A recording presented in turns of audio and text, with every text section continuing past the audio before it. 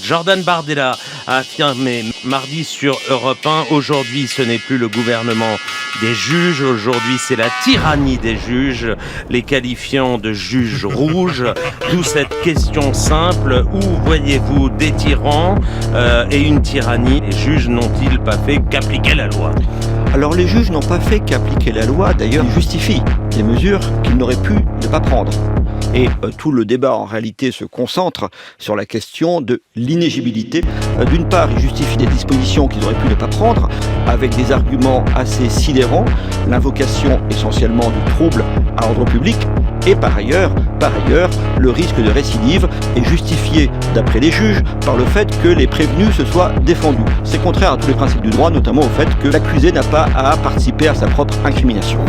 On entend parler de la République des juges. Moi, je crois que c'est exactement l'inverse dans le cas d'espèce. On a des juges de la République. On est dans une attaque massive contre l'état de droit, dans un moment orwellien où on reproche à des juges qui n'ont fait qu'appliquer la loi, d'utiliser un dispositif légal, d'agir contre le droit. Jérôme Sainte-Marie s'est étonné que des magistrats prennent en compte le risque de récidive. Moi, je comprends que les familles d'un prévenu ou de gens condamnés ne soient pas satisfaits d'une condamnation. Mais que connaissez-vous au risque de récidive ? En fait, le risque de récidive, c'est le travail des magistrats. Ils vont à l'école pour ça, ils font des études pour ça.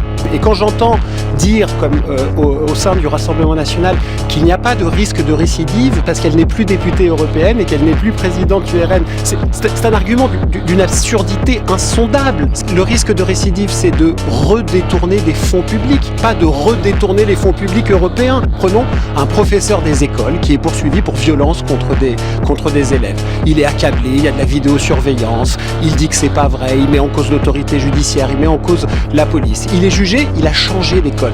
Au vu du risque de récidive, on le condamne, on l'interdit de continuer d'être professeur des écoles.